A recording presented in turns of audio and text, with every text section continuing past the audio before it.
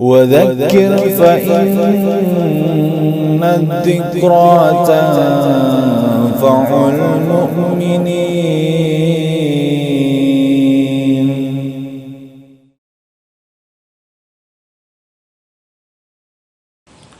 Bismillah wassalatu wassalamu ala Rasulillah sallallahu alaihi wasallam. Ayyuhal ikhwanu fiddin rahimani wa rahimakumullah. Pada kesempatan yang baik ini marilah kita kembali sama-sama membaca, mempelajari dan berusaha memahami apa-apa yang pernah disampaikan oleh Rasulullah sallallahu alaihi wasallam sebagai satu bentuk pedoman atau bimbingan kepada kita sebagai umatnya. Dan kita membaca, membahas apa-apa yang telah disampaikan oleh Rasulullah juga dalam rangka bentuk cinta kita kepada beliau, dan mudah-mudahan ini semua dapat memberikan faedah untuk kita baik di dunia dan kelak nanti di hari kiamat insyaallah. Adapun hadis yang sama-sama hendak kita pelajari adalah sebuah hadis yang diriwayatkan oleh Imam Al-Bukhari dan Muslim dari Abdullah bin Umar radhiyallahu anhuma. Anna Rasulullah sallallahu alaihi wasallam qala uzibat imra'atun fi hiratin sajanatha hatta matat fa dakhalat fiha an-nar la hiya at'amatha wa saqatha id habasatha wa la hiya tarakatha ta'kulu min khashasil ardi. Dari Abdullah bin Umar radhiyallahu anhuma bahwasanya Rasulullah sallallahu alaihi wasallam pernah bercerita menyampaikan suatu kejadian atau peristiwa di masa lalu. Para ulama kemudian menjelaskan bahwa ini adalah umat dari Bani Israel, atau mungkin ada juga yang sebelumnya. Para ulama juga ada berselisih tentang kapan waktu, tapi ini adalah benar-benar terjadi. Dan beliau sampaikan kepada kita sebagai bentuk pengajaran agar kita tidak seperti wanita ini nanti sebagaimana diceritakan. Apa yang beliau ceritakan kepada kita sebagai bentuk pembelajaran buat kita, yaitu uzibat, disiksa atau diazab, imro'atun, seorang wanita. Jadi ada seorang wanita diazab atau disiksa fi hiratin, lantaran seekor kucing, sajanatha, yang ia telah mengurungnya, yang ia telah menahan atau menawannya, hatta matat, sampai kucing itu mati. Fadakhalat fihan nar, maka masuklah wanita itu ke dalam neraka lantaran kucing tersebut. Lahia at'amatah, dia tidak memberikan makan kepada kucing itu, wasaqatha, dan juga tidak memberi minum. Karena dia habasatah, karena dia telah mengurungnya, karena dia telah menahannya. Walahia tarakatha, dan dia juga tidak melepaskannya, tidak meninggalkan kucing itu di luar rumah. Ta'kulu, untuk makan, min khasyasil ardi, dari serangga-serangga tanah. Jadi sekali Rasul mengatakan atau menceritakan kepada kita bahwasanya ada seorang wanita, dia disiksa, diazab di dalam neraka hanya gara-gara seekor kucing yang dia miliki, seekor kucing yang dia pelihara, seekor kucing yang menjadi peliharaan dia, karena binatang itu memang jinak barangkali, bisa dipelihara, bisa nurut dan seterusnya, tapi dia dimasukkan ke dalam neraka, diazab gara-gara kucing tersebut. Yang dia itu, wanita itu mengurung kucingnya di kurungan, mengurung kucing itu di kandang khusus kucing itu, atau dia mengurung di rumah, tidak memberikan yaitu liang untuk kucing itu keluar masuk di dalam rumah tersebut, sehingga kucing itu hanya tertahan di dalam rumah. Dan kemudian juga si wanita itu tidak memberikan makan, tidak memberikan minum. Atau ketika dia sedang bepergian, dia biarkan kucing itu di dalam rumahnya. Atau ketika dia bepergian, kucing itu dibiarkan dalam kurungannya sampai beberapa waktu, sehingga dia kelaparan, kucing itu, kemudian kehausan, dan akhirnya mati. Dia membiarkan kucing itu, yaitu di dalam kurungannya, di dalam kandangnya. Dia tidak melepasnya. Tidak memberi makan, tidak memberi minum, sampai kelaparan dan kehausan, atau juga tidak melepaskan kucing itu keluar rumah supaya mencari makan sendiri berupa serangga-serangga tanah atau makanan lain daripada makanan kucing. Nah itulah ya pelajaran buat kita, bagi para penyayang binatang, bagi orang-orang yang gemar memelihara hewan, bukan hanya kucing, apa saja. Ya, ketika kita memelihara burung, ketika kita memelihara kucing, harus perhatikan tata cara memelihara itu. Jangan hanya gara-gara kita suka dengan seekor binatang, lalu kemudian kita memeliharanya, sampai kemudian akhirnya kita membiarkan binatang peliharaan kita itu mati. Baik itu karena kehausan, ya atau karena kelaparan. Apalagi lebih dari itu, kita menyiksa hewan kita, binatang peliharaan kita. Ya, kita memukulnya, kita menendangnya, ya atau kita mencambuknya, kita melukainya, apalagi itu sengaja menyiksa. Ya, karena tidak memberikan makan dan minum saja itu merupakan bentuk siksaan. Ya, maka hindarilah ya bagi kita memelihara binatang ya dengan ya tidak baik. Memelihara binatang tetapi enggan untuk mengurusnya. Dan paling aman adalah kita tidak memeliharanya kalau kita tidak mampu untuk dapat merawatnya. Dari hadis ini kita bisa ambil beberapa pelajaran. Kita bisa ambil beberapa faedah ya agar kita perhatikan baik-baik, khususnya bagi orang yang kebetulan memelihara binatang.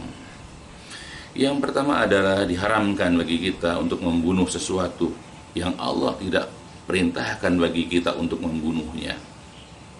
Ya, kalau binatang itu memang diperintahkan kita bunuh, seperti misalnya cicak, misalnya ada dari khusus tentang cicak, ya atau mungkin kalajengking atau ular berbisa misalnya, atau binatang-binatang itu menjijikkan bahkan menyebabkan penyakit seperti tikus misalnya, ya atau misalnya kecoa atau apa yang sejenisnya, maka tidak mengapa kita membunuhnya, ya dengan cara-cara yang disyaratkan, asal jangan dengan cara membakarnya, sebagaimana juga dijelaskan dalam ya riwayat-riwayat yang lain. Nah, adapun binatang yang tidak boleh bagi kita untuk membunuhnya, ya maka kita tidak boleh membunuhnya, meskipun hanya dengan cara membiarkan dia itu kelaparan dan membiarkan kehausan, ya. Dan walaupun itu hanya seekor kucing, ya walaupun hanya seekor kelinci misalnya, ya atau seekor burung misalnya, kita pelihara dan kita biarkan kelaparan, kehausan sampai akhirnya mati. Itu yang pertama. Yang kedua adalah yang dapat kita ambil adalah bahwa kita ini tidak boleh ya menahan, mengurung binatang ya untuk dijadikan sebagai hewan sasaran. Sebagaimana sebagian orang meletakkan hewan misalnya burung misalnya atau kelinci pada jarak sekian misalnya lalu kemudian dipanah atau ditembak. Nah, inilah merupakan perbuatan yang tercela, dilarang oleh Rasulullah Shallallahu Alaihi Wasallam. Ya, nih yang bagi yang gemar menembak, yang gemar memanah harus perhatikan. Janganlah kita menjadikan sasaran ya dari panah kita atau dari senapan kita yaitu makhluk hidup hanya untuk ya melampiaskan, hanya untuk ya katakanlah menyalurkan hobi kita menembak atau memanah. Ya, dilarang. Karena pada saat kita misalnya berburu, misalnya memang menembak atau katakan memanah, dan kita menjadikan ya binatang hidup sebagai sasaran, yang pertama niat kita adalah untuk mengkonsumsi. Karena memang tidak ada makanan kecuali satu adalah ya binatang tersebut. Yang kedua, binatang itu halal untuk dibunuh. Ya, dia memang boleh dibunuh. Seperti burung kita hendak makan, kelinci hendak kita makan.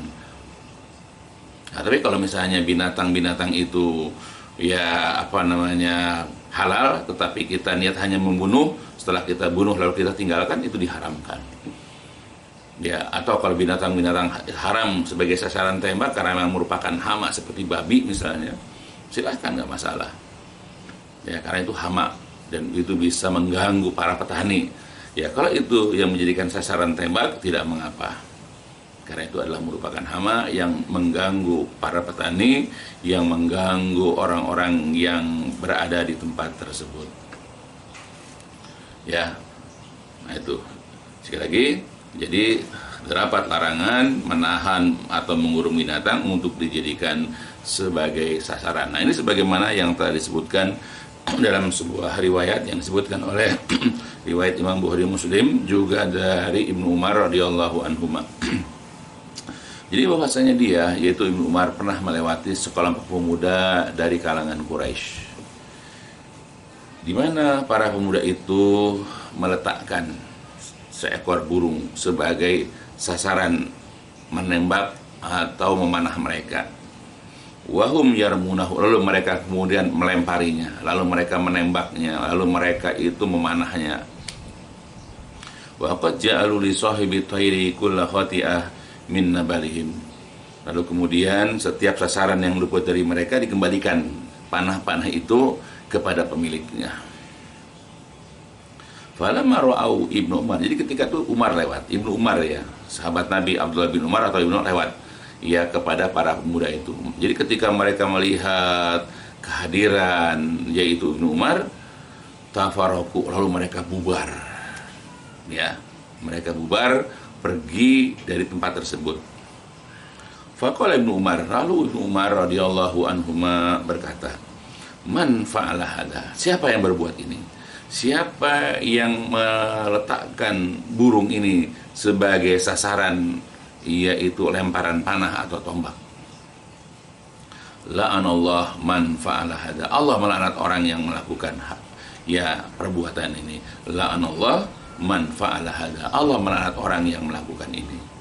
Inna Rasulullah SAW, karena sesungguhnya Rasulullah SAW, la'ana man ittakhadha syai'an fihi ruh gordon. Ya, karena sesungguhnya Rasulullah SAW telah melaknat orang yang telah menjadikan sesuatu yang di dalamnya ada ruh, yang di dalamnya ada nyawa, yaitu makhluk hidup, sebagai gordon, sebagai sasaran. Jadi Rasulullah melaknat orang yang menjadi sasaran tembak, orang yang menjadi sasaran panah, yaitu sesuatu yang ada ruhnya, sesuatu yang ada nyawanya, yaitu binatang. Apalagi manusia, sebagaimana kalau orang-orang kafir biasa seperti itu ya. Bahkan yang menjadi sasaran mereka adalah manusia, yang mereka anggap hina, yang mereka anggap rendah, yang mereka anggap bertentangan dengan mereka. Ya, kalau orang-orang kafir memang biasa begitu di beberapa negara. Nah, kita tidak boleh menjadikan makhluk-makhluk hidup, apakah itu manusia, ya bahkan hewan saja tidak boleh. Kecuali tadi disebutkan ya hewan-hewan yang memang berbahaya, ya hewan-hewan yang memang merupakan hama bagi petani, ya, atau yang sifatnya merusak dan berbahaya bagi orang banyak, boleh. Ya, tapi kalau tidak boleh. Ya, itu dalam sebuah hadis yang diriwayatkan ya oleh Imam Bukhari dan Muslim. Begitupun dalam riwayat yang lain dari Ibnu Abbas radhiyallahu anhuma, anna Nabiyya sallallahu alaihi wasallam, bahwasanya Nabi sallallahu alaihi wasallam qala, berkata, la tattakhidhu syai'an fihi ruh gordon.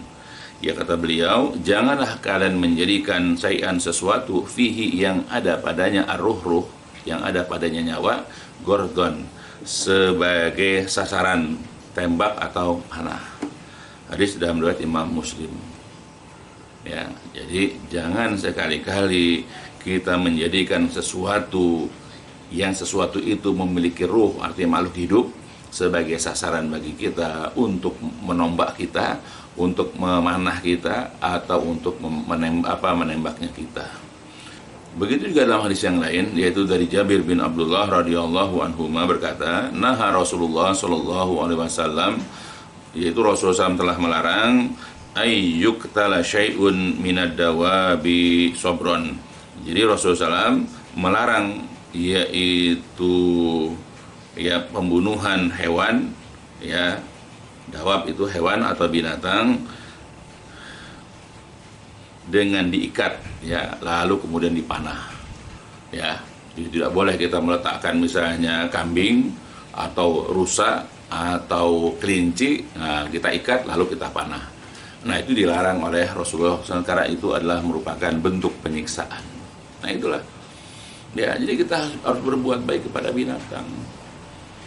Ya, walaupun dia hewan, ya, dan dia menghalal untuk dikonsumsi, tapi tidak boleh kita permain-mainkan dulu lebih dulu sebelum kita bunuh. Kita tembakin dulu, kita panahin dulu. Nah, ketika udah selesai baru kita sembelih. Nah, tidak boleh. Ya, karena di dalam riwayat yang lain juga Rasulullah SAW pernah mengingatkan kepada kita agar kita senantiasa berbuat baik. Bahkan ketika kita hendak menyembelih pun harus berbuat baik kepada hewan yang kita hendak sembelih. Ya, pada itu untuk kita konsumsi. Dia mengatakan dalam sebuah hadis yang diriwayatkan dari Abu Ya'la, yaitu Syaddad bin Aus. Hadis ini diriwayatkan oleh Imam Muslim. Dia mengatakan, innallaha katabal ihsan ala kulli syai'. Sesungguhnya Allah telah menetapkan untuk berbuat baik kepada segala sesuatu. Ya, apa saja kita harus berbuat, termasuk pada binatang. Makanya fa idza qataltum fa ahsinul qitlah. Kalau kita hendak membunuh binatang, ya karena hendak kita konsumsi, apakah dengan kita tembak atau kita panah atau apalagi kita sembelih, maka perbaguslah pembunuhannya. Jangan menyiksanya. Ya, cari tembakan yang tepat mengenai hewan tersebut yang dia itu langsung mati, ya, yang tidak tersiksa ada. Begitu pun wa idza dzabhtum fa ahsinul dzabha. Jadi kalau kita hendak menyembelih juga perbagus yaitu penyembelihannya. Wal yuhida ahadukum syafaratahu, hendaklah dia itu menajamkan yaitu pisau, ya, hendaklah seseorang di antara kalian menajamkan pisaunya, kemudian wal yurih dzabihat, dan membuat tenang yaitu hewan sembelihannya. Nah itu, jadi kita kalau untuk menyembelih saja kita harus berbuat baik, tidak boleh kita menyiksanya lebih dulu. Ya, sebelum kita bunuh kita potong kakinya dulu, kita lukai dulu supaya dia tidak berdaya atau supaya darahnya, baru kita sembelih ya lehernya misalnya, tidak boleh. Ya, jadi kita kepada hewan pun harus berbuat baik. Apalagi kalau memang kita berniat untuk memelihara binatang seperti seekor kucing tadi. Janganlah kita gara-gara memelihara kucing dimasukkan ke dalam neraka. Ya, gara-gara kita menyiksanya. Bahkan dia tidak menyiksa, hanya sekedar tidak memberikan makan, tidak memberikan minum, sampai kelaparan dan kehausan. Begitu juga yang dapat kita ambil pelajaran juga dalam hadis ini, bahwa terdapat yaitu motivasi, terdapat dorongan kita agar senantiasa berbuat baik kepada hewan. Ya, jadi kalau kita punya binatang peliharaan, ikan misalnya, yang memang kita hendak pelihara saja misalnya, ya kita berikan makan, kita jernihkan airnya, kita berikan pasangannya, kita bikin nyaman ikan itu di tempat kolam atau akuarium kita. Waktu kita melihara burung, ya misalnya sangkarnya dibesarkan, atau kalau kita mampu bikin aviari misalnya. Berikan pasangan jodoh, berikan makan, jauhi dari hewan-hewan yang berbahaya yang dapat memangsa burung tersebut, dan begitu seterusnya. Ya, kita memang suka untuk memelihara binatang, silahkan, tapi berbuat baik kepada hewan-hewan peliharaan kita. Jangan mentang-mentang itu milik kita, lalu kita seenaknya ya bersikap kepada hewan seakan-akan dia adalah sesuatu yang tidak berharga. Ya, mau hidup ya hidup, kalau mati biarin aja. Nah seperti itu. Nah itu tidak boleh, karena dia adalah makhluk hidup, makhluk ciptaan Allah yang kita wajib berbuat baik kepadanya. Kemudian juga selanjutnya juga faedah yang dapat kita ambil adalah dari hadis tersebut, ya, terdapat siksaan, terdapat azab, ya, bagi seorang hamba, ya, dari perkara-perkara yang barangkali mereka menganggap ini adalah sepele. Hati-hati, jadi kita jangan anggap sepele dengan cara tadi misalnya cuma hewan aja, cuma burung aja, cuma kucing aja. Kita anggap sepele nyawa binatang. Tapi dengan sebab kita menganggap sepele, ya, perbuatan tersebut bisa menyebabkan kita diazab. Ya, begitupun kita juga pernah dengar barangkali sebuah hadis di mana ada seorang wanita pelacur yang dia memberikan minum kepada seekor anjing yang kehausan. Nah, dengan itu dia berbuat baik kepada seekor anjing. Bayangkan, anjing, hewan yang diharamkan oleh Allah. Ya, tapi dalam hal ini tidak memandang dia adalah seekor anjing. Ya, jadi ketika dia butuh minuman atau butuh makanan, maka kita memberikan makan atau minum kepada hewan atau anjing tersebut.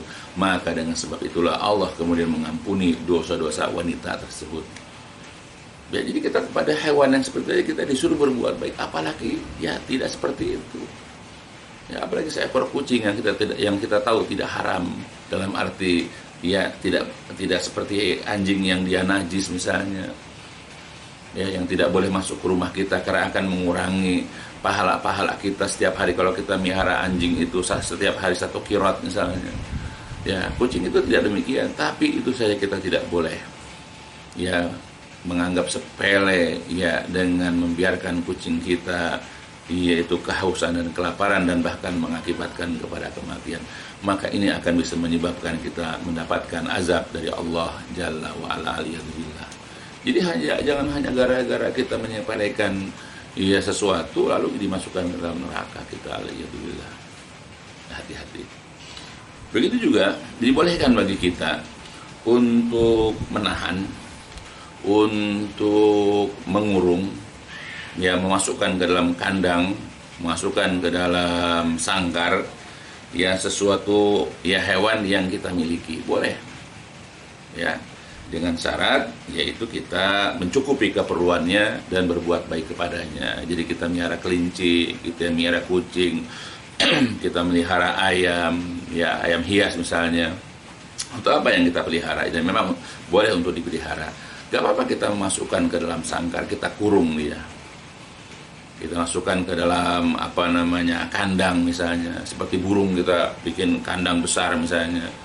Ya, asal kita melakukan kewajiban kita dengan memberikan makan, merawat ketika sedang sakit, memberikan pasangan, ya, dan seterusnya. Dan kita berbuat baik. Tidak boleh kita ini misalnya menyakitinya, memukulnya, dan seterusnya.